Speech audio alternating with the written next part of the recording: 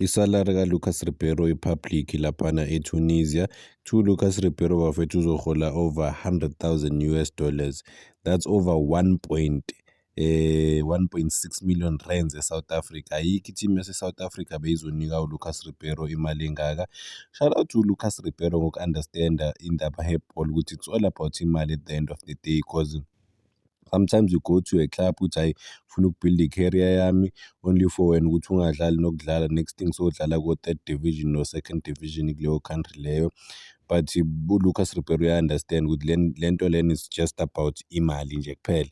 Ibhola ungalidlala ube super talented, but-ke if imali ayikho ekujabulisayo, nawe-ke usenkingeni. You have to look for your best interest kuqala, and then-ke ucabange nge-team, meaning that uLucas Ribeiro uzohola over around 56 million in 3 years, because usayine i-3-year deal ne-Esperance. Ba-invest imali engaka serious because bayabhilivela kulo mdlali. Ngeke ngasho ukuthi bake bambona ku-Sundowns, but i-career kaLucas Ribeiro bafethu ayihambanga the way ebesicabanga ukuthi izohamba ngakhona, because siyamazi ukuthi umdlali super talented, super skillful, una-everything. But-ke laphana e-Europe, hayi ibhola lase-Europe limphikile bafethu, alizange limvume. But abanye abantu bathi hayi uLucas Ribeiro bekumele ahlale ku-Sundowns, but even if ungathi umdlali akahlali ethimini, is not guaranteed ukuthi uzoba yi-success if uzoya e-Europe. So i-Europe it's a complete different ball game.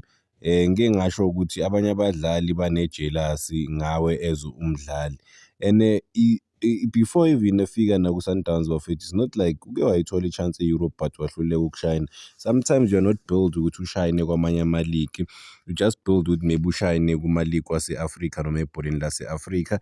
I-Esperance idlala ibhola eli-demanding, eli-different, sobona ukuthi uzofitha kanjani kuLucas Ribeiro kuyo yonke le system lena bafethu i-Esperance. But-ke bona bayawathanda ama-players exciting, ama-players wase-Brazil, ama-players ane-fair.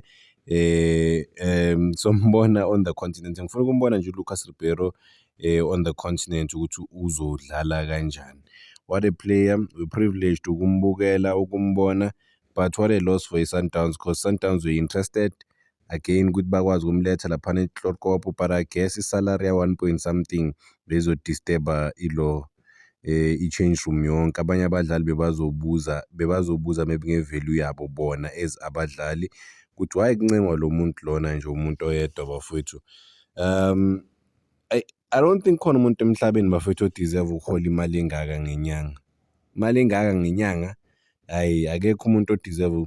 Well, siyazi ukuthi bakhona abantu abangathi hayi i-1.6 million imadlana nje.